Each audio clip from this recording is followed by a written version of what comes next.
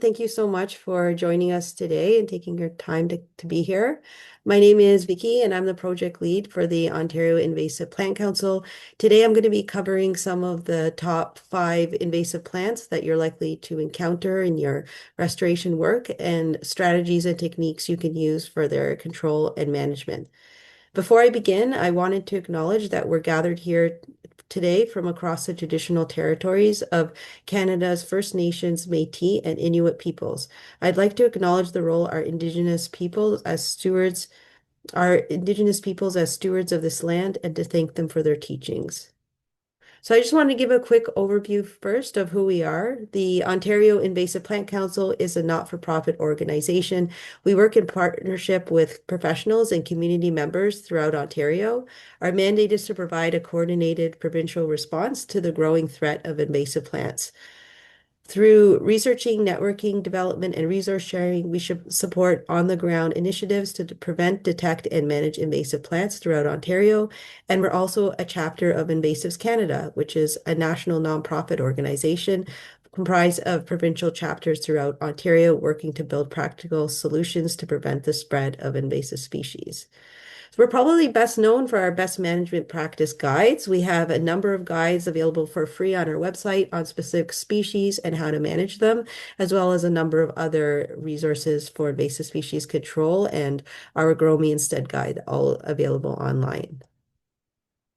So here's just a brief overview of what we'll cover today. So I'm going to start in section 1, going over species profiles for the top 5 species. So you'll learn about their biology, life cycle, impacts, how to ID them, and tell them apart from some lookalikes. And then we'll dive into prevention and control in the next section. So first, just a brief introduction on what invasive species are. So an invasive species is one that's been introduced from another geographic region to an area outside its natural range and whose presence threatens the environment, economy, or society in a negative way. There's a whole spectrum to in invasive species introduction, and the impacts can vary widely. So it can be just an exotic plant that's introduced, like a Cavendish banana plant that's often introduced in gardens, but they're not able to survive our temperate winters, and so they're not able to spread in natural areas. And then you have species that are naturalized, like the dandelion that is spread throughout our natural areas in Ontario, but it has no net positive or negative effect on the environment. It's sort of just it's present. And then the term invasive can range from minimally invasive to a whole ecosystem transformer. So you begin with species that are locally dominant and sometimes a problem in core or certain regions in Ontario to ecosystem transformers, for example, Phragmites, that can completely take over a wetland or habitat area and exclude all other species. The traits of invasive plants, there's a number of things invasive plants have in common. They're often very adaptable to a variety of soils and temperatures and habitat types. There's often few predators, and that's what often makes them great garden plants and why they're introduced, because not a lot of things in our environment have evolved to consume and feed on them. And then they often can reproduce quickly because they have high seed production, high seed viability, and they're highly competitive, able to grow quickly and often have a very long growing season. So they get that competitive edge over many of our native species. So there's a number of different impacts. I'll show you a couple examples here. So ecologically, there are a number of impacts. For example, Phragmites, it's a highly competitive grassland species that can alter wetland habitat, and this can cause habitat fragmentation and create such dense stands that turtles like the Blanding's turtle have a difficulty nesting in what was once ideal habitat for them. Likewise, garlic mustard in the spring, it flowers, forming these dominant monocultures in the understory of forests, and it has an allelopathic effect, so it can suppress the growth of anything that's growing around it through its roots, and that can impact our lovely native wildflower species that we love to see in the spring, like Trillium and Hepatica and Spring Beauty.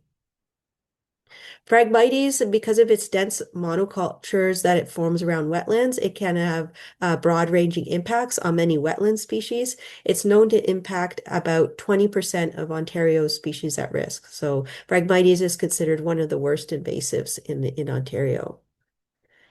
It also, though, invasive species can have a wide range of socioeconomic impacts.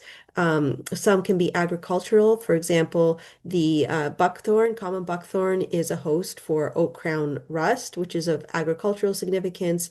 And Japanese knotweed has very aggressive roots that can grow through concrete, asphalt, and damage infrastructure.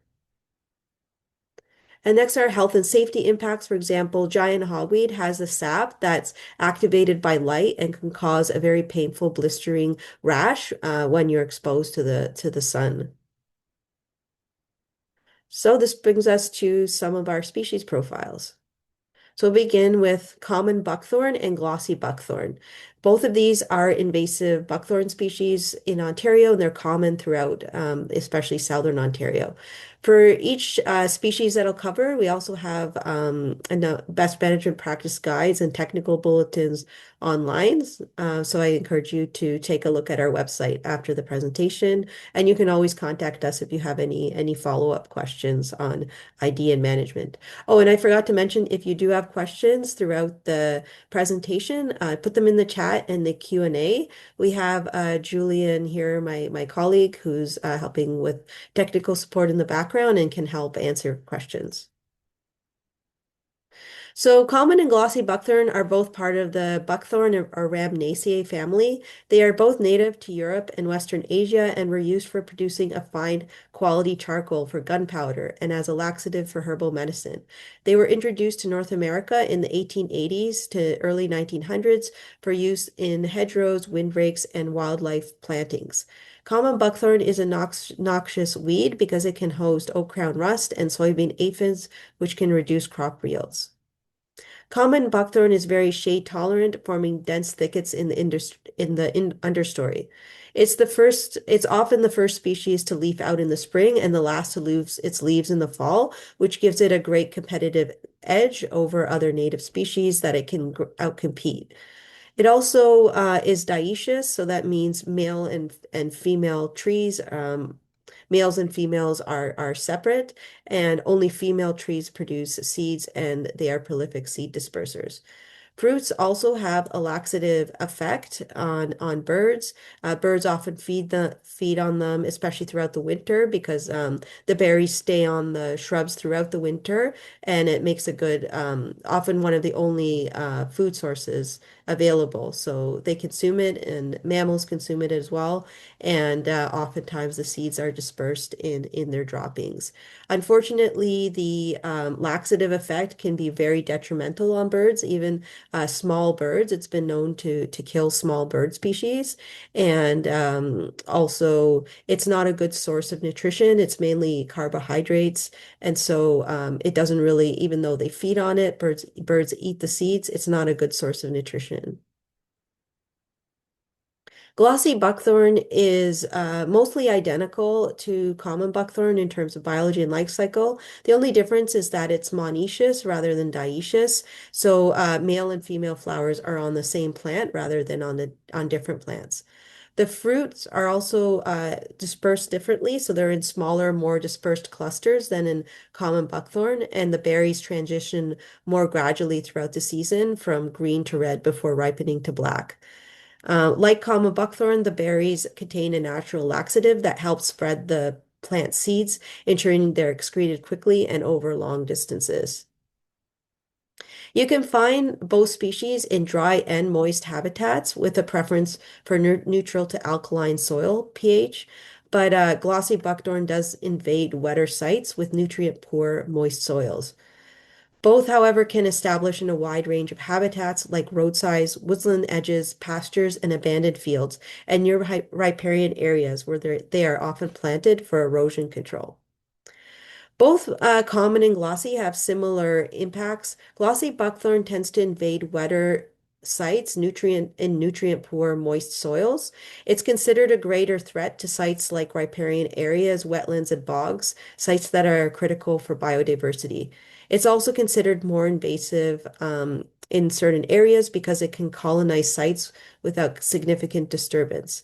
Common buckthorn, on the other hand, tends to invade mainly open woodlands, and you'll find it along forest edges. You'll often find it in the understory or mid canopy, especially in the fall when other plants have lost their leaves already. Both species form dense thickets that outcompete native plants, and they also increase soil nitrogen, which can make it harder for other species to survive and can prevent forest regeneration in woodlots. So in terms of identification, for common buckthorn, this it tends to range in size from a shrub to a small tree. It gets to about 6 or 7 meters in height. The stems are a very dark gray to black with these prominent lenticels, they're called. So they're like these little horizontal marks that are similar to a birch tree. And that can be a really important ID in the wintertime. The bark is smooth and shiny with a metallic sheen. And then when you scratch the bark, the underlayer is a bit yellow-green, and the cambium layer directly under the bark is orange. And that's very distinct as well, and something you can see year-round. The only time you don't see the orange cambium is in very young seedlings. The leaves are typically opposite or subopposite. They have sharp tips and are pointed, curved, or folded. The margins are somewhat finely toothed with rounded tips on the teeth. There are 3 to 5 strongly curved prominent veins per side, which then arc towards the tip of the leaf. On many twigs, there are also these small thorn-like tips, which is how it gets its name. And it has these characteristic buds that hug the stem. That's also a good feature for winter ID. It has inconspicuous common buckthorn has inconspicuous four-petaled flowers that flower in early June. They are arranged in dense clusters in the leaf axils, which is where the leaf attaches to the stem. The flowers have 4 petals, and when they become fruit, the fruits are black, and they're in these dense clusters, similar to the dense clusters of the flowers, and then they will persist throughout the winter. And again, you'll only see this fruit on female trees. Next, glossy buckthorn. It reaches a similar size, up to about 6 meters in height. It has more of a yellowish to green cambium rather than orange. Unlike common buckthorn, it doesn't have any thorns, and the bark is more of a dusky to dark gray rather than metallic.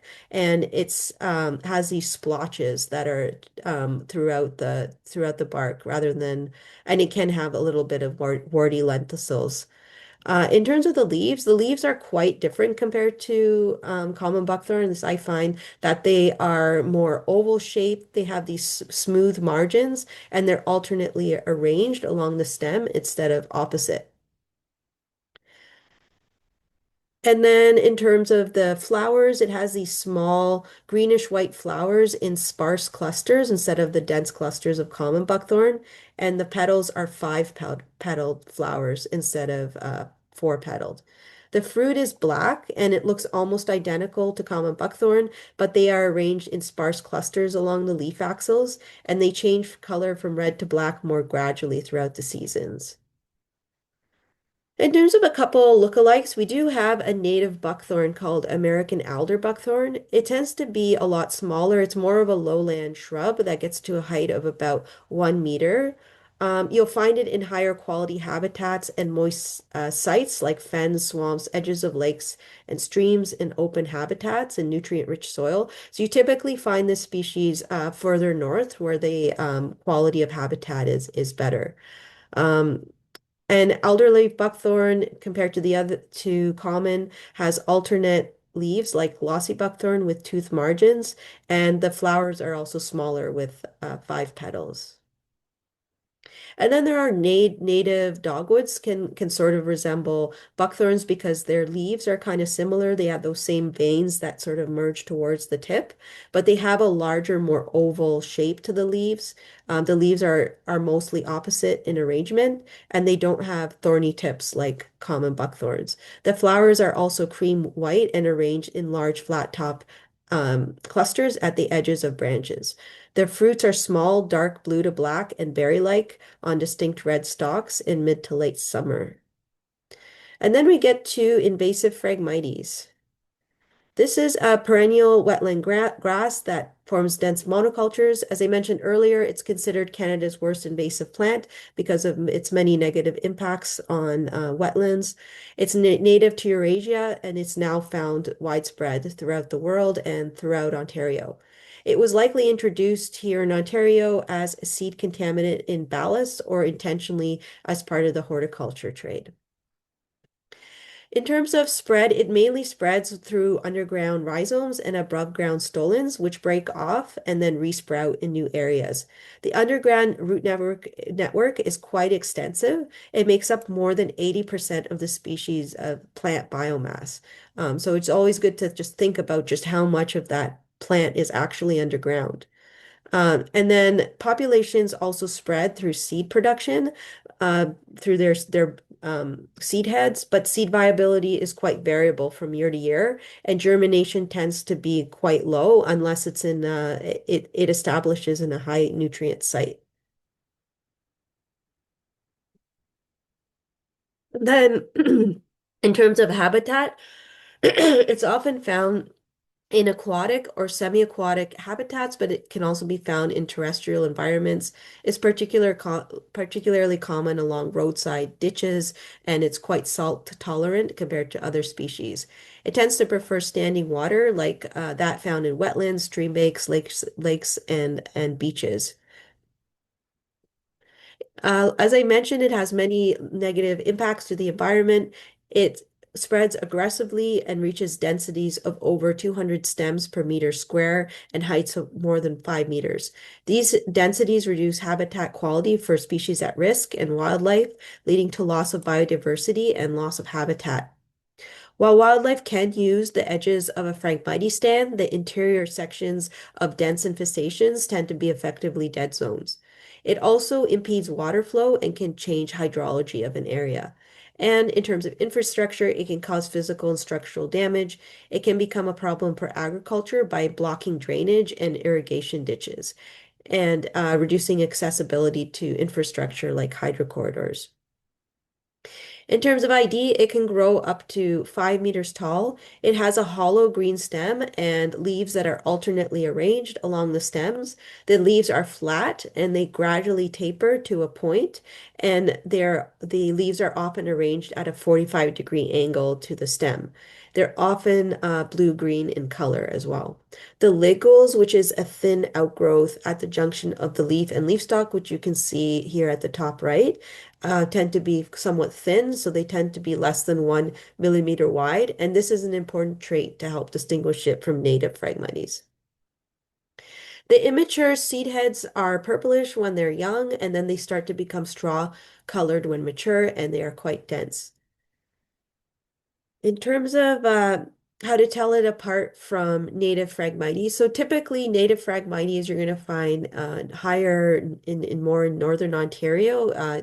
It's pretty uncommon in southern Ontario overall. There are four important characteristics to help distinguish it. The stem density, so invasive Phragmites is much more dense. The stems are arranged more dense with each other compared to native Phragmites, which is more sparsely arranged with other native vegetation. And then is the ligule width. So if you look at that thin membrane again, where the leaf sheath meets the stem, native Phragmites has thicker ligules compared to the invasive Phragmites. Native Phragmites tends to have red-brown stems, especially at the bottom of the stem, but that can be very misleading because invasive Phragmites can as well. And these two species are known to hybridize as well, so it can get very confusing in the field to know for sure. In terms of the seed heads, invasives tend to have more of a denser, larger seed head compared to the native, which looks thinner. And again, sometimes you actually need genetic analysis to know for sure if it's native or invasive or a hybrid. Another good one to know as a lookalike is miscanthus or Chinese silvergrass. This is another popular ornamental grass that has escaped cultivation, and you'll often find it along roadsides. It's increasing in abundance in Ontario, and it's found often alongside Phragmites. It's often said to be the next Phragmites. It's a shorter grass compared to Phragmites. It has thinner stems and narrower leaves, and the seed heads are very feather-like and soft, and they have a distinct silver white color to them. And next we go on to the knapweeds. So there's about five invasive knapweed species in Ontario. The most common is the spotted knapweed, and that's what I'll focus on the next couple slides. But the biology, life cycle, habitat impacts are all identical for these species. All knapweeds are highly competitive, and they can form dense colonies in disturbed or overgrazed lands. Spotted knapweed and all the knapweeds are from the Asteraceae or sunflower family. Spotted knapweed is a short-lived perennial or a biennial species. It's polycarpic, and this means it lives and flowers for several years. It produces more than one stem, and then it dies. It was accidentally introduced to North America from Europe in contaminated alfalfa and clover feed.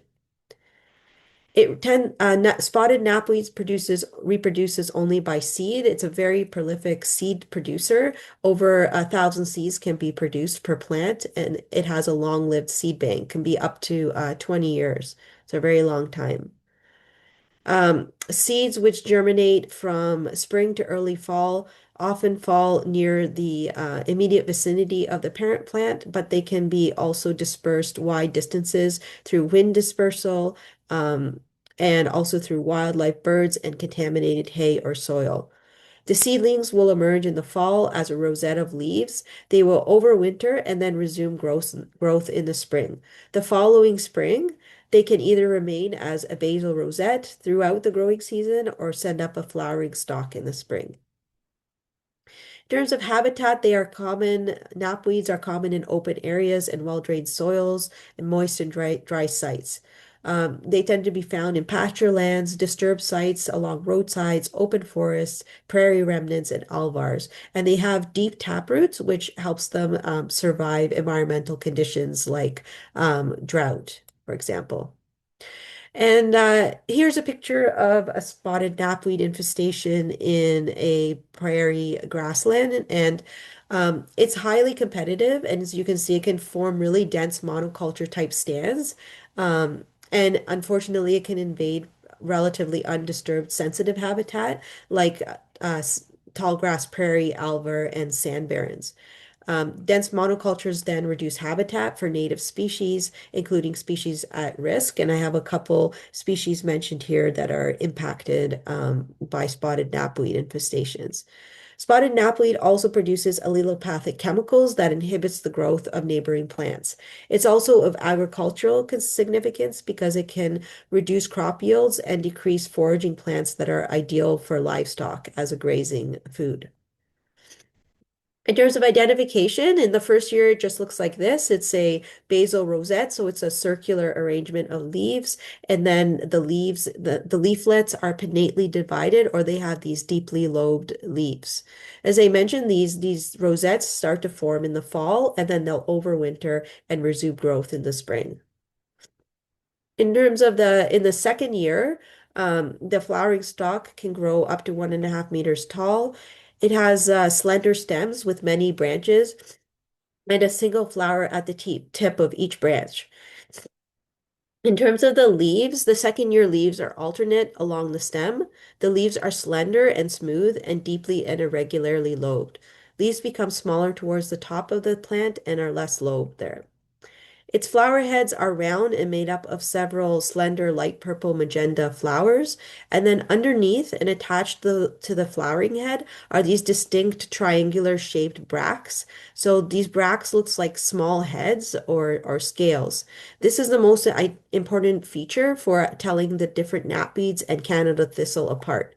In spotted knapweeds, the bracts have these blackish brown tips, and the margins have this fine fringe of comb tooth-like bristles. I'll show you in another slide that Canada thistle can look really similar, but it doesn't have those tooth-like bristles. The bracts themselves give it a spotted appearance to the flower heads, which is also why it's called spotted knapweed. So here are the other species, and the bracts are the main way to tell them apart. Spotted knapweeds have bracts with black-brown tips and margins with a fine fringe of comb tooth-like bristles. The next most common knapweed you're likely to encounter in Ontario is brown knapweed. For brown knapweed, the bracts are round and white, and the tips of the bracts are light brown with a membrane-like margin. So for me, it looks almost like an insect with legs. It has a very textile nature to it. Russian and diffuse knapweed are very uncommon in Ontario. There's not even a lot of sightings on iNaturalist right now. Um, and the bracts of black knapweed, as their name suggests, are a lot darker. And here are the flowering heads of Canada thistle. So as you can see, the bracts look similar, but there's no spines on them. They're just little darker tips. And next we go to wild chervil. So wild chervil is from the parsley or Apiaceae family. Sometimes it's called cow parsley, and it's an invasive herbaceous biennial or short-lived perennial. It was introduced to North America from Europe as part of seed mixes for plantings along hedgerows and meadows.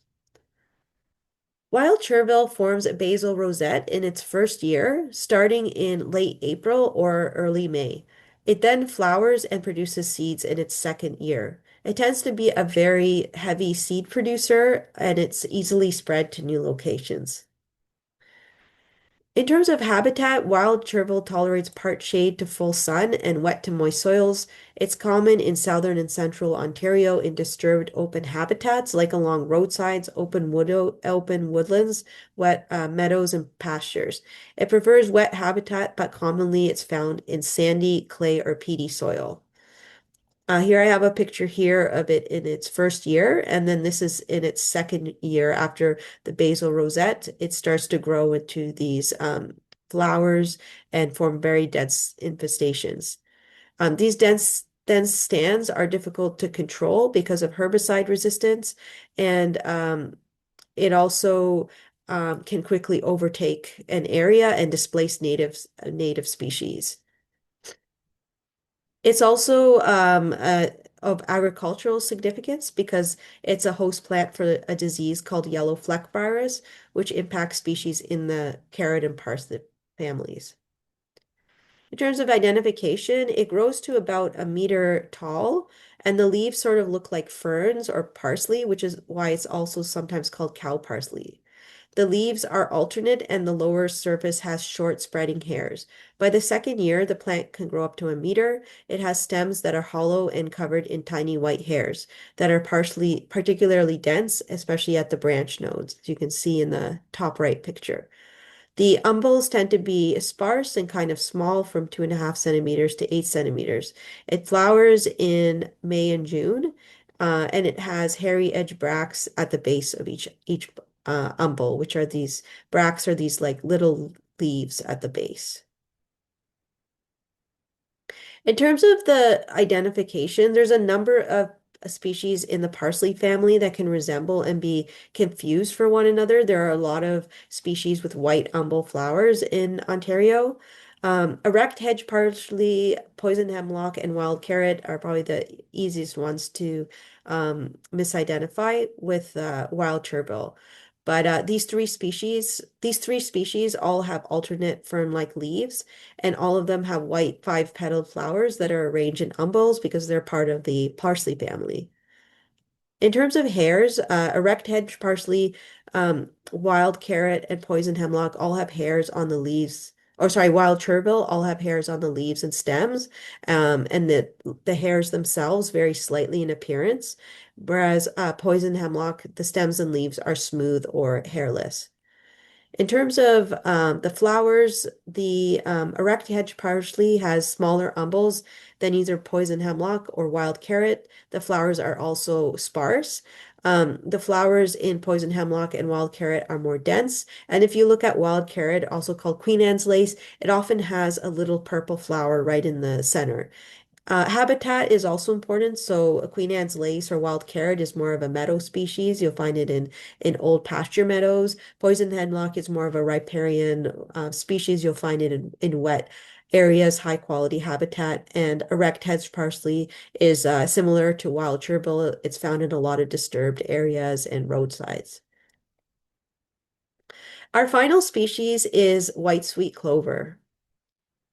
So white sweet clover is a member of the Fabaceae or legume family or the pea family. It's also called clover, but it's actually more closely related to alfalfa than true clovers. It's native to Europe and Asia where it was used as a forage crop, and the first known record of this plant in North America is from 1664 in Boucherville, Quebec, so it was introduced a very long time ago. It was introduced as a forage crop and as a nectar source for honey production. It can be an annual, biennial, or short-lived perennial plant. It's monocarpic, so this means it flowers once, it sets seeds, and then it dies. It tends to flower for a very long period, starting in June all the way to October. In its first year, the plant grows a primary stem up to 1.5 meters tall, and it puts down a deep taproot. In ideal conditions, it may flower and set seed in its first year. If the flowering is done in the second year, the plant will overwinter just under the soil surface and the stem will appear in the spring. The seeds often require scarification to germinate, which means they need some sort of event like freezing or fire or being passed through the digestive tract of an animal in order to germinate. Plants are able to self-pollinate, meaning that a single plant can produce a new population. White sweet clover tends to grow in calcareous limestone-based soil, but it can grow in a variety of soil conditions and habitat types. Due to its nitrogen fixing capabilities, it's also able to grow in nutrient-poor soil. It can grow in disturbed areas. It's common along roadsides, old fields, hydro corridors, and it can also invade sensitive habitats like prairies, savannas, dunes, alvars, and meadows. It tends to grow in full sun or partial shade, and it's shade intolerant. Since white sweet clover thrives in sensitive open habitats, it's also a threat to some of our most endangered habitats in Ontario, prairies, savannas, dunes, alvars, and meadows. This also means that it impacts many species of risk that live in these habitats, and I have a couple examples in this slide. So it's also known to impede restoration efforts in these habitats, and management of white sweet clover is often a priority in areas where management is occurring. As it is a nitrogen fixer, sweet clover is still sometimes used in Ontario in roadside seed mixes, despite being invasive, and occasionally for soil rehabilitation. It's also a popular plant for honey production because its flowers are attractive to honeybees. Seeds can also be spread unintentionally by vehicle tires, moving water, or as a contaminant in crop seed. In terms of identification, the stem is smooth and hairless, erect, branch, grooved, or channeled. The stems usually grow up to a height of 1.5 meters. The root crown produces somewhere between 1 and 10 branching stems that are alternate along the stem. And the leaves of the clover, sweet clover, have 3 leaflets, and the leaflets are toothed. The middle leaflet also has a distinct stalk. The flowers are white and they appear from June to October, so also a very long flowering period. And they're in these multiple racemes arrangement. The flower stalks each have between 20 and 65 flowers. The flowers are white and appear in the second year. Fruits are also rigid, and each plant can produce up to 350,000 seeds, so very high seed production. Seeds often remain on the plant over the winter and fall as the pods dry out. In terms of lookalikes, yellow sweet clover is another alien species present in Ontario. It looks very similar to white sweet clover, except it has yellow flowers, and it can also be very invasive in the same habitats. Alfalfa is also an introduced plant from the pea family. It's a shorter plant, 60 to 90 centimeters in height versus 1.5 meters for sweet clover. Flowers are purple, arranged in shorter, denser clusters versus long spike-like racemes of sweet clovers. All three species have three-leaf foliage because they're part of the pea family. Um, White and yellow sweet clover have serrations along the entire leaf margins, so they're toothed, while alfalfa only has those teeth on the upper tip of the leaves. Okay, with that, I was wondering if people wanted a break or if I should keep going. What do you think, Liv? Or Yeah, I mean, whatever. I think the total session was going to be, yeah, Tom Hollis said, keep going. okay, And I'll keep yeah, going yeah, they're okay. in Yeah, English. we So can keep going. Thank you. yeah, and you'll have the recording later if there's anything you miss. Okay, so our next section is on prevention and control. So you'll learn about how to control species in this section, how to do or consider what restoration strategies you need to do after you control, how do you dispose, and advice on reporting and preventing the spread of invasive plants. So starting with control methods, I'll cover manual mechanical control, cultural control, and chemical control. So overall, looking at the goals for management, so just some general ideas and goals. Overall, we want to, when we're looking at management, we want to prevent or reduce the spread of invasive plant populations. Early detection, rapid response is key to help prevent establishment in the first place. It's much easier to control an infestation when there isn't very much compared to large monocultures. We want to reduce or eradicate already existing invasive plant populations, ideally when the infestations are still small or they're just starting to establish. We also want to manage using the most efficient and effective strategies that create the least possible disturbance to native species and species at risk. An integrated pest management approach is usually best. So this is where you're combining multiple strategies like pulling or herbicide control with knowledge of the species biology and site considerations, among other things. There are some key considerations to consider when controlling invasive plants. Controlling an infestation can be quite overwhelming, so it's a good idea to set priorities and goals for what you want to accomplish when you are doing your control. Prioritize sites where the invasive plant has the greatest potential for spread or the greatest risk of impact to sensitive or natural areas like prairies or savanna habitat. Population size, so larger infestations, will require a more complex strategy compared to smaller infestations. And also consider site accessibility. Sometimes if your site is on a slope like a ravine, it can be much more difficult to do some control techniques. It might be inaccessible for various reasons. And also control for seed spread. So for example, like Phragmites, or sorry, buckthorn, if you can't control all plants, all buckthorn plants in one area, you could consider focusing on removing the female plants first that produce the berries, and that will help prevent further seed spread in the area. It's also important to continue to monitor sites and manage over multiple years. Usually, proper control is a multi-year effort that takes many years before some real progress is seen. And though you usually won't fully eradicate, you can greatly reduce the amount of an invasive plant in an area. Also be sure that you're aware of what permits you might need or permissions you might be required before you start your invasive control work. When in controlling invasive plants, it's also important to protect yourself by wearing proper clothing and PPE, personal protective equipment.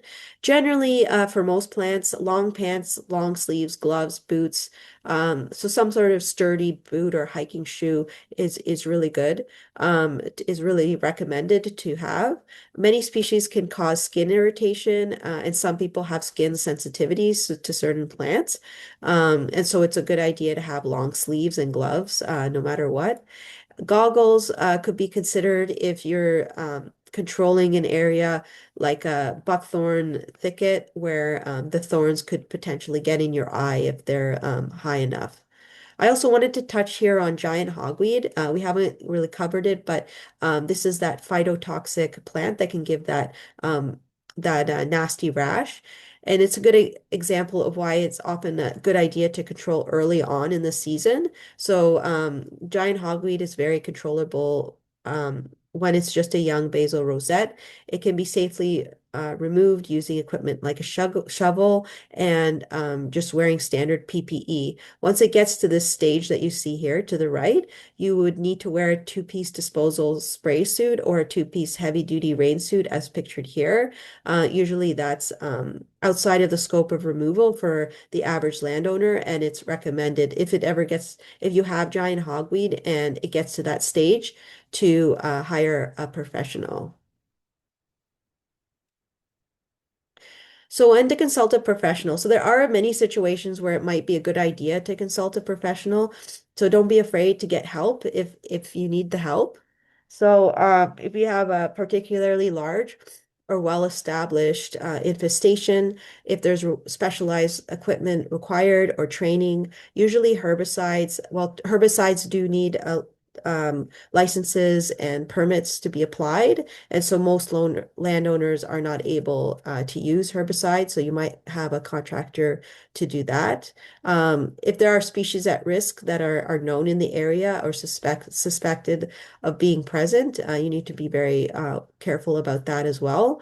And if the site feels very overwhelming, it's a good idea to consider a professional or to consider perhaps bringing together some neighbors or volunteers to help you with the stewardship.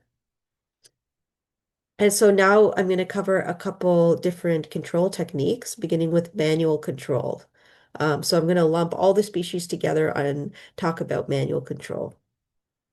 So first, plants with taproots. So knapweeds, wild chervil, and white sweet clover all have taproots. Generally, for hand pulling, they are controlled by gripping from the base of the stem just above the ground, then gently pulling until the plant comes free from the soil, trying to as much as possible to get as much of the root as possible. Usually, any root left over can resprout. And then you want to tap down the soil to reduce disturbance. Hand pulling tends to be easier in wet, moist soils rather than heavy, compacted soils. If it's hard to pull, you can use a spade or dig down to at least 20 to 60 centimeters to help loosen the root and get it out. You will often need to repeat hand pulling over multiple years to fully deplete the seed bank. And just a couple notes on advantages and disadvantages of hand pulling or digging. Hand pulling and digging can be labor intensive and cause soil disturbance, which can increase germination of wheat seeds in the soil and suppress native species. Since many plants can regenerate from root or rhizome fragments, it's important to remove as much as possible. And some disadvantages include it can be very labor intensive, so it's not practical in areas where you have large infestations. It can also cause a lot of soil disturbance from pulling and also walking around the site and hand pulling. Um, and like I mentioned, you can often get resprouting and regeneration from the root, and you often need to come back to the site to control. Spotted knapweed can be hand pulled in the early spring when the plants are still young. So once they start to emerge, but before it flowers or sets seeds. Um, Spotted knapweed has a deep, tough, stout taproot, and it's important to ensure the entire taproot is removed to prevent resprouting. Large established taproots that are difficult to pull are better. aided with some kind of hand tool that can help dig them out. And spotted knapweed is known to cause skin irritation, so it's good to wear gloves and long sleeves when you're controlling it. In terms of wild chervil has thick tuberous tap roots. The root looks a lot like a carrot and it acts as a storage organ, and they can be very difficult to remove from soil once the plant is established.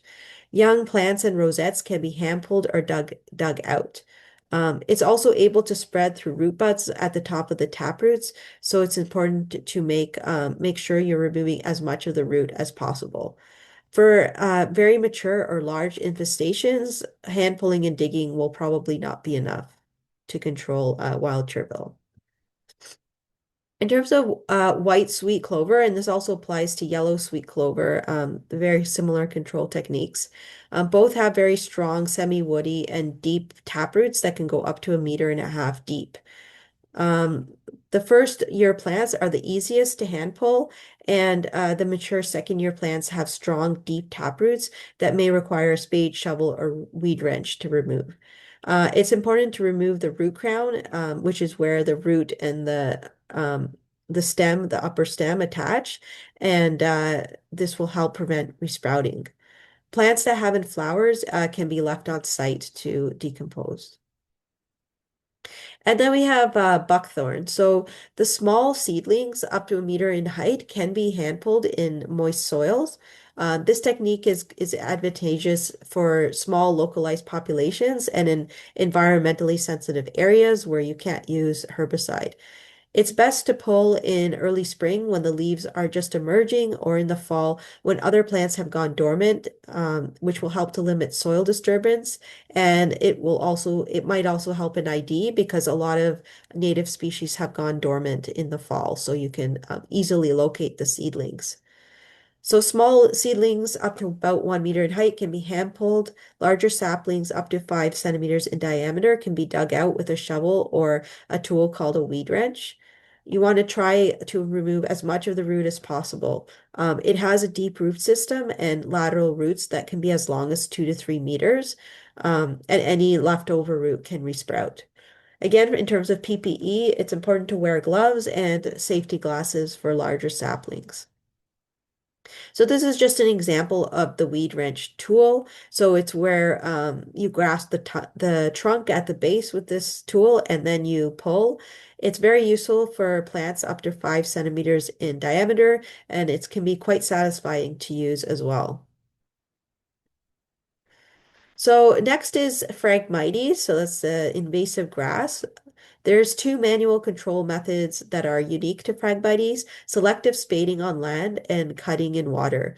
So selective spading on land can be used for low density, small infestations in a substrate that can be penetrated by a spade. So this is typically in sandy habitats. So this is pretty much limited to sandy habitats.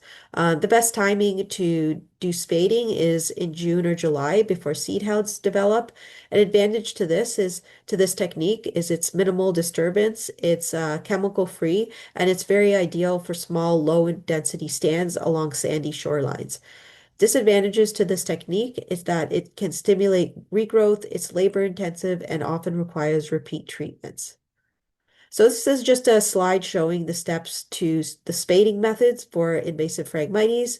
So once you have your Phragmites, you would place the spade or shovel at about a 45-degree angle to the plant. You use your leg muscles to push the spade into the ground. You cut the stem below the sediment, and then you remove the plant stalk, and you leave the soil undisturbed. So this essentially is almost like tarping in a way because when you do that, the plant can't access light, and essentially it gets starved of oxygen, and the roots die. Um, so then once you have your upper stalks, you just put them in yard waste bags, and then you can burn them when they're dry, or you're able to burn. And then in terms of, there's also selective cutting in water, which is a very similar idea. This is again for smaller infestations in water where it's accessible and permitted. So the ideal depth is 30 centimeters. So if the Phragmites is about knee depth in water, this is an effective technique. So the best time is during its primary growth phase in June and July before seed heads developed. An advantage to this technique is that it's an accessible method. It can be done with volunteers, but it is very labor intensive and handheld tools can't be used in deeper water. So they're just showing some equipment you can use, just a regular tool like a raspberry cane cutter or a brush cutter to cut underneath the water. And the idea of this is very similar to the sand habitat that when you cut below ground, below the water, the Phragmites rhizomes can no longer access oxygen and they effectively die. The next section is on mechanical techniques. So that involves using machinery to remove invasives. So things like mowing and brush using a brush cutter. So cutting or mowing involves severing the stem or trunks of target plants near the soil surface and severing the connections between the top part of the plant and the roots. Most invasive plants store energy below ground and they can respond with vigorous resprouting if you mow. So it's not always effective for many species. But if you do repeat mow herbaceous vegetation like sweet clovers, spotted knapweed, and wild chervil, it can eventually exhaust the rhizome system and kill the plant. You can also mow small tree and shrub seedlings if it's in the right area. It's usually not, cutting and mowing isn't usually a standalone method, and it's usually in conjunction with something else like follow-up herbicide. Cutting can also be done to improve site access to implement other control strategies, especially if there's very thick bush. And so these are some types of equipment you can use. It depends on the scale of your project or the type of species, but you can use non-powered hand tools like bypass loppers and clippers. And you can, for example, just clip flower heads or seed heads or the whole plant. And you can also use power tools like brush cutters, chainsaws, and forestry mowing equipment. And cutting or mowing can be done any time of year. It's especially good if you have large infestations or medium infestations, and it's too difficult to get to every species. The advantages is that it tends to produce less soil disturbance compared to hand pulling, and it can also improve the efficacy of herbicides, for example, cut stump techniques that I'll get to later. However, mowing is non-selective and it can't be done in environmentally sensitive areas, and it won't kill the plant. So hand or brush cutting can be effective for white sweet clover for large populations, especially in the flowering stage. So it's best to wait until white sweet clover is just about to be mature enough to produce seed in the early flowering stage. Plants are less likely to resprout if allowed to bolt before cutting. And once plants are cut, sweet clover quickly will wilt to dry and seems to stop producing seeds. Mowing will also shred the plants, which likely stops the seeds from maturing. Um, like white sweet clover, knapweeds can also be cut or mowed. This is best done during the early flowering stage. It's less likely to resprout if allowed to bolt before cutting. While this won't eradicate the population, it can keep it in check throughout the growing season and prevent it from flowering and dispersing seeds. You could also use a regular lawnmower. A handheld weed whacker or brush saw blade can be used to remove flower heads before seeding in large areas.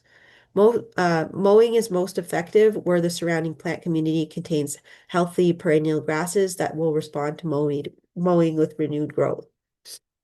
In terms of wild chervil can be mowed, but it has to be done frequently throughout the season, usually repeated 3 to 4 times per season. It's again best during the flowering stage. It will often regrow from its crown after being cut quite quickly, which is also why it needs to be cut multiple times.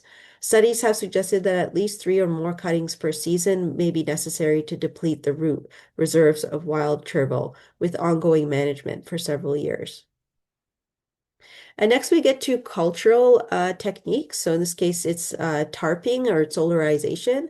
So tarping refers to covering an area with a thick, dark material to smother the plant and block it of sunlight and effectively bake the root system. It tends to be non-selective, so it can be used for any species, but some species are more effective using this technique than others. Tarping is most effective and practical for small to medium-sized infestations or localized populations. Um, and ideally in full sun, where it can really bake from the tarping material, um, and on smooth ground where the tarp will not be disturbed. It's best often to apply in the early to late spring, just as plants are emerging. Um, and some advantages is that tarping is effective in flat areas in full stun, and it can help reduce herbicide use, but it is less effective in shaded areas. It needs to be kept in place for several growing seasons. It can also disrupt soil microbial activity, and so often the soil microbiota needs to be replenished. And it can be expensive and labor intensive to tarp and is non-selective. So there's a number of different disadvantages to tarping, but it can be a pretty useful tool, I find, for residential gardens and small areas where you're trying to eliminate an invasive plant and effectively start over and restore that site. So, under the right conditions, tarping is an effective method for control of herbaceous vegetation like white sweet clover, knapweeds, and wild chervil. It's a lot less effective for species that have extensive underground root systems, so like Phragmites, and also Japanese knotweed. These tend to have very extensive root networks that can lie dormant in the soil for many years, even if they're not accessing any sunlight. And species like knotweed, for example, and Phragmites are easily able to send underground runners out in the permity of the tarp, and so you'll start to see little plants emerging from the perimeter, and you often have to treat those anyways. In terms of how to tarp, you first manually remove the tarp any plants that in the area by mowing or cutting the patch. And then you cover the patch with some sort of opaque material where no light can penetrate. This can be a number of different types of materials, black fabric, landscape fabric, plastic tarps, or even cardboard.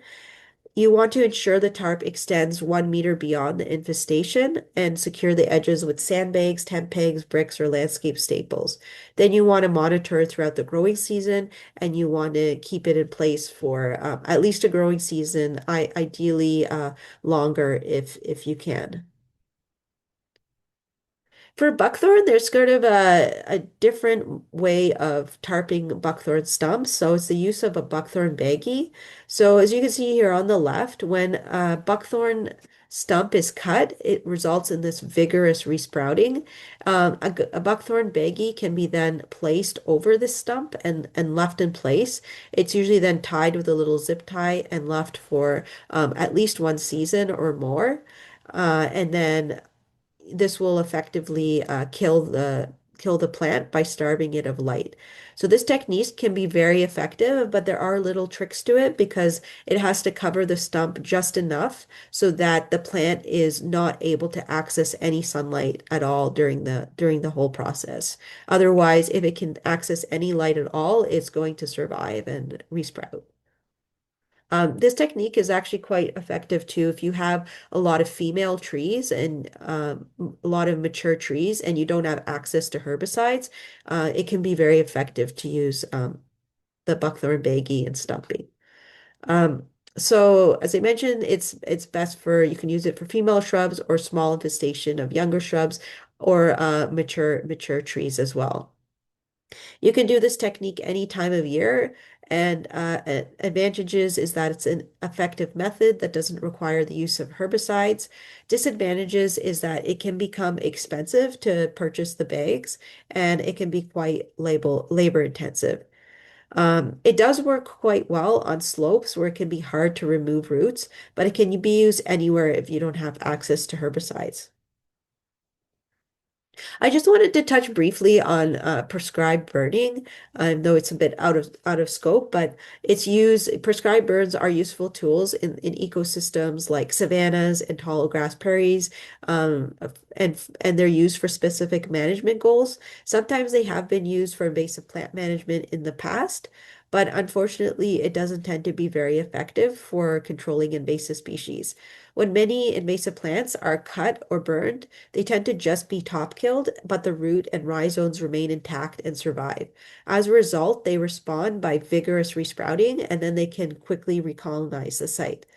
Species with an extensive seed bank will quickly recolonize.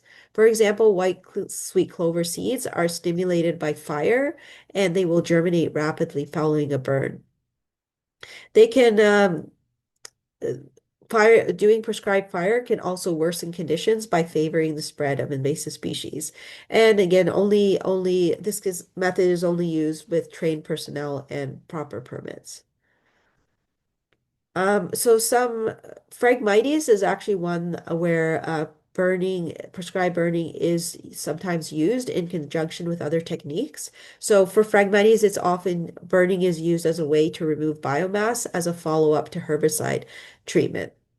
So it's used for large monocultures in open areas or on dry land. It's it's ideal for removing dried Phragmites biomass to reduce the dried biomass that restricts native vegetation from growing and allows easier access to growing stems. So this is burning is typically done one time per year, typically in the late fall to winter, and it helps this timing helps to reduce any impact to wildlife.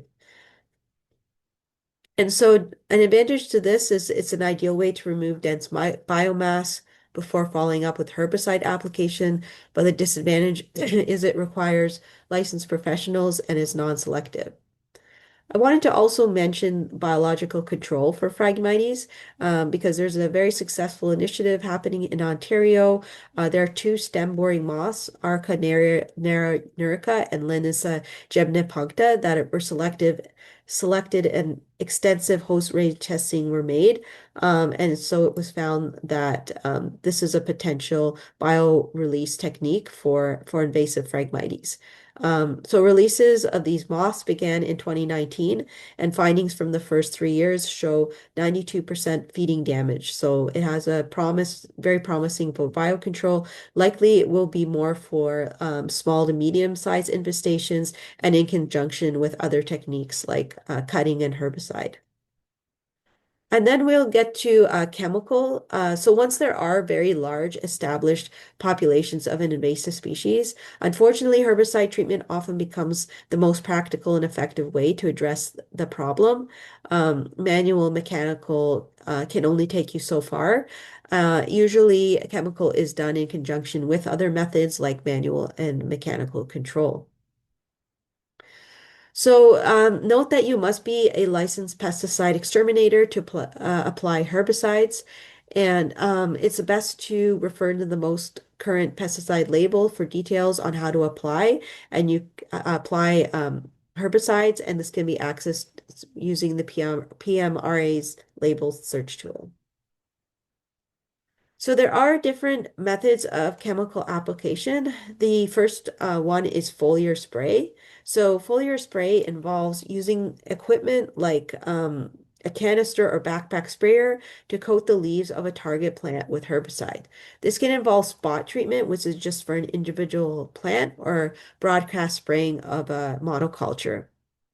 Typically, glyphosate-based herbicides are used for invasive plants, but there are other ingredients that are used as well. And it can be most effective for herbaceous vegetation and tree or shrub seedlings. The advantages is effective for large monocultures. It's less labor intensive than manual control because you just have to spray the leaves, and it can be effective after just one application. Some disadvantages is the potential for spray drift and harm to non-target plants, and the fact that the herbicides cannot be used near water. So there are just a lot of very sensitive habitats and environments where it's not appropriate to use herbicides. And species that grow in wet environments can't be sprayed, like glossy buckthorn or Phragmites. So for herbaceous invasive plants like white sweet clover, wild chervil, and spotted knapweed, foliar spray can be a useful tool for medium to large infestations where manual, mechanical, or cultural controls are not feasible. White sweet clover, foliar spray of a glyphosate-based herbicide in spring is recommended when leaves have just emerged. Same with wild chervil in the early spring and spotted knapweed as well. Usually, like other treatments, you need to apply over multiple years to be effective. And then is foliar spray for Phragmites. This is typically used for larger monocultures, and there is now actually herbicides available both for use over land or water, because there's so much Phragmites growing in wet areas. A number of years ago, some herbicide for use over water was approved for Phragmites under an emergency use registration. So over land, you can use glyphosate or imazapyr-based herbicide and apply via foliar spray using a backpack sprayer in the late summer or fall. Herbicides are often combined with manual methods like cutting for Phragmites. So stalks can be cut either before or after treatment, depending on the site. So cutting before herbicide treatment involves removal of dead standing stalks to allow the herbicide to contact fresh growth, and then cutting rolling burning stalks at least 4 weeks prior to herbicide application to allow for regrowth of leaves. Cutting is best in winter and foliar spray in the growing season. And then cutting after herbicide treatment. So post-treatment cutting should not occur until at least 3 weeks after the herbicide has been applied to give enough time for the herbicide to be translocated to the roots. And then for common buckthorn or other buckthorn, glossy buckthorn as well, um, foliar spray is good for medium to large infestations of small seedlings or saplings. Um, Best timing is when the plants are fully leafed out at the end of April until fall before leaf color change.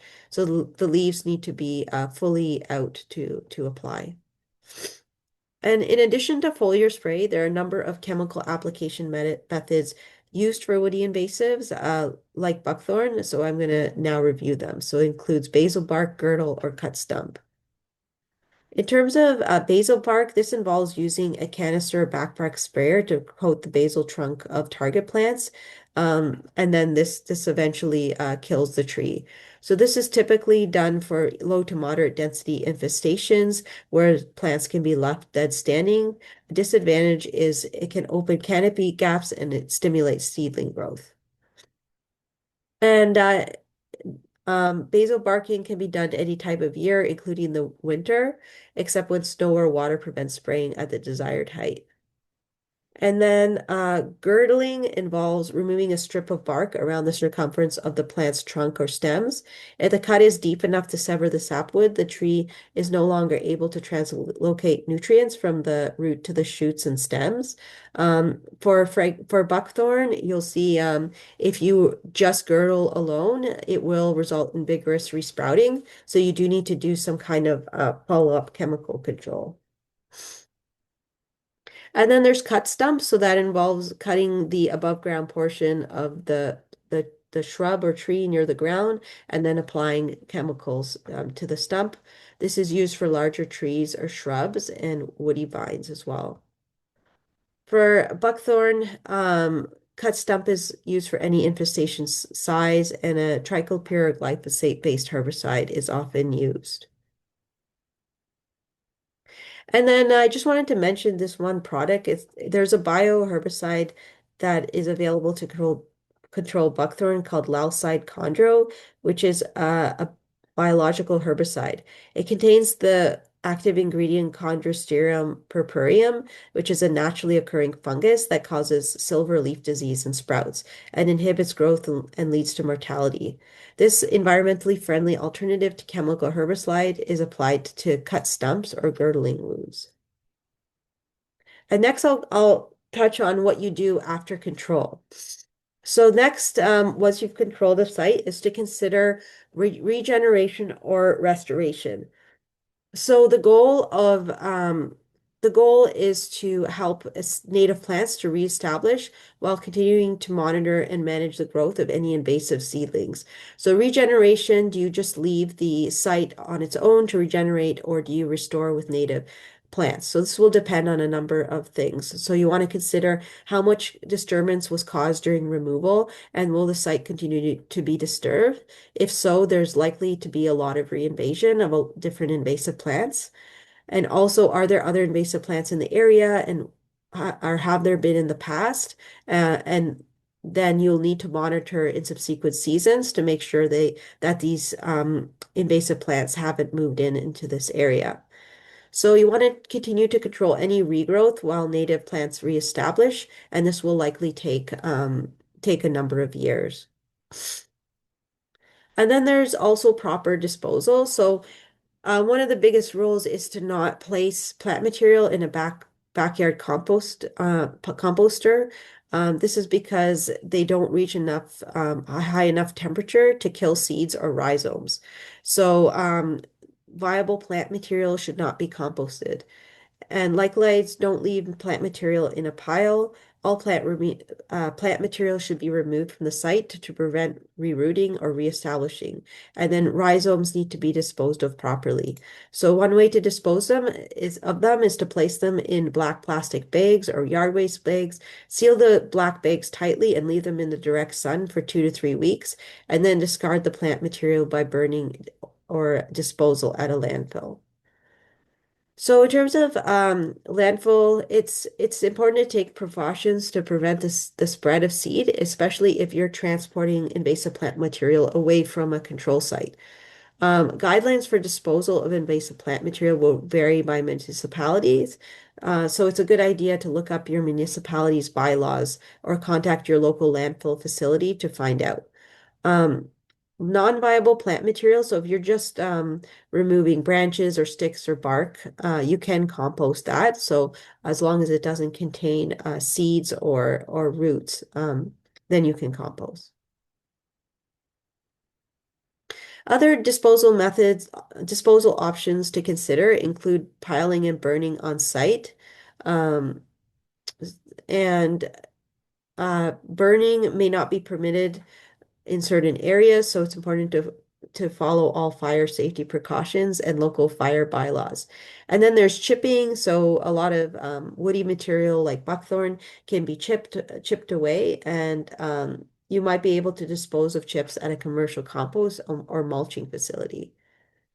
And then we get to reporting. So there's a number of different citizen science tools that are really great for reporting any invasive species you might encounter. One of them is nmaps.org. So this one is a mapping system specifically for invasive species, and it's for all of North America. So you can download the app or go online and upload your pictures, and then you can record different information and show where your invasive plant is located. This can be really an effective tool if there's any new invasive species sighting that you may have found.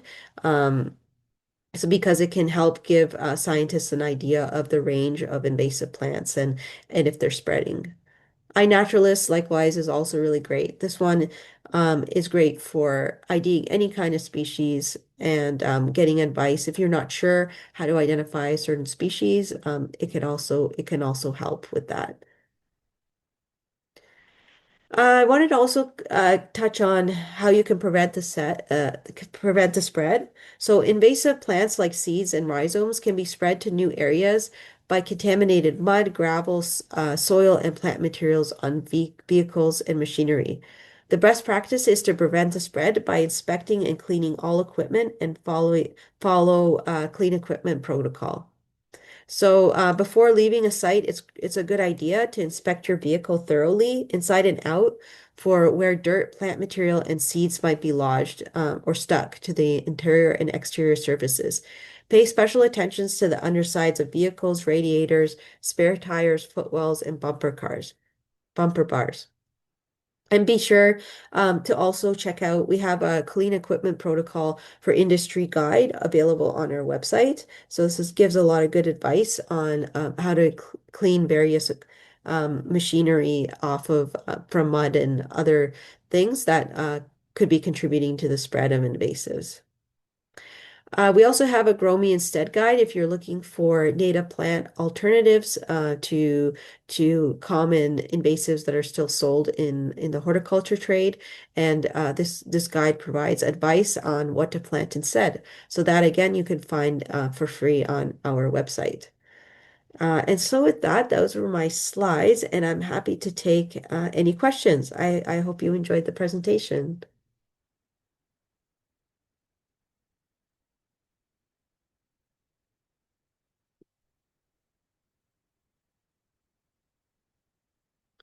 So let's see here.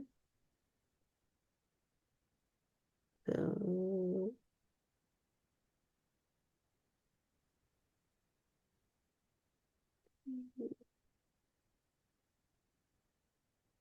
just seeing, I don't see there we go.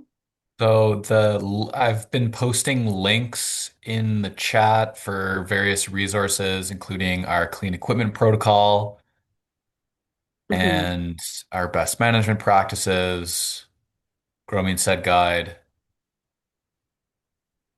Okay, awesome. Thanks, Julian.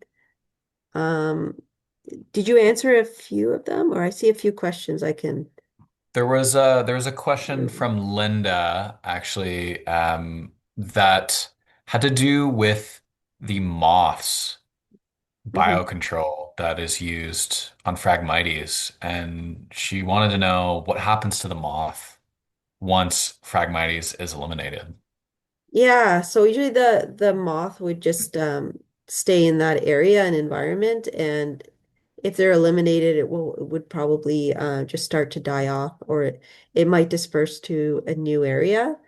Um, Although I don't know how much research they've done on how much it really can spread, like how far it can spread or reproduce at this point.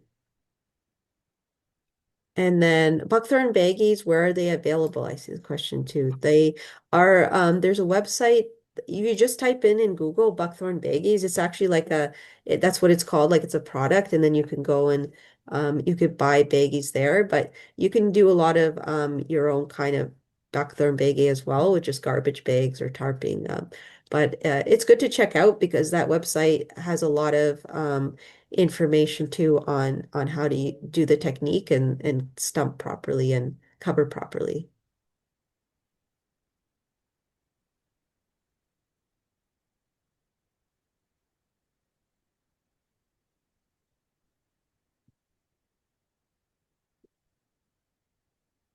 Yeah, for common buckthorn, as you mentioned, Julian, the thorny tips are a great ID feature and they are sharp. Yeah, that's a good ID feature, especially in the winter.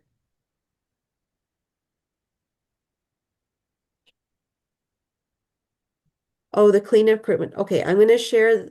Did you share it, Julian, the clean equipment protocol link? Yep. Okay. It's in the link, and we can also follow up with Liv there and then share the rest of the resources so everyone has access to them. Hmm. Yeah, Great. we can compile all the links and include the link for the video as well in a follow-up email to everybody. Great. Does anyone have any more questions?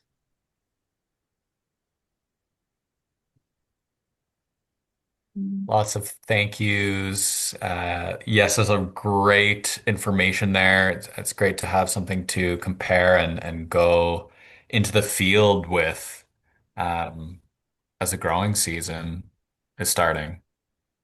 Yes. And hopefully it'll be helpful to know.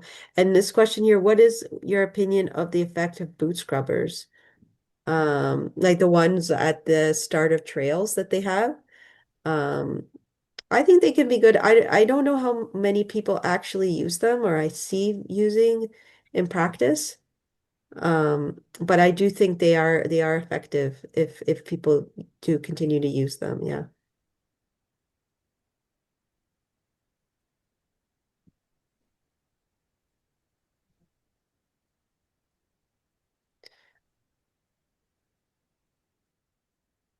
Okay. Great. Well, yeah, they rub off a lot of exactly the boot scrubbers rub off a lot of mud and seeds. Great. So with that, I think that's everything then. You can always contact me or Julie if you have any more information, if you have any more questions you'd like to ask.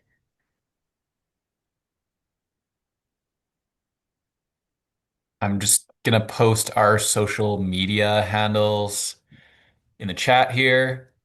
We are on LinkedIn, Instagram, Facebook, Ontario Invasive Plant Council, and our website is there too.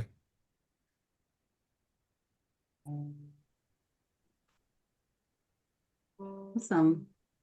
Well, thank you, Vicky and Julian, for the fantastic presentation. Yeah, we wanted to focus on the invasives that are mostly common in invasive preserves. Yeah, so if anybody else has any more questions, or you can send us an emails with your questions. But yeah, we're going to share the video and the links in a follow-up email. Yeah, so thank you, everybody. We're going to have a couple of stewardship months. We usually primarities, so we will always send an email with as soon as we set dates for those removals for this year. Okay, Great. awesome. All right, great. Thank you very much, Liv, and thank you Yeah, so thank much, you. everyone, too, for attending today. Hope you have a good rest of your evening and happy upcoming spring and summer. I'm really looking forward to it already after a long winter. Yeah. Yeah. Okay. Thank All you, right. Vicky. All Thank right. you, Julian. Bye. Thanks, everyone. Bye. Thank you, everyone.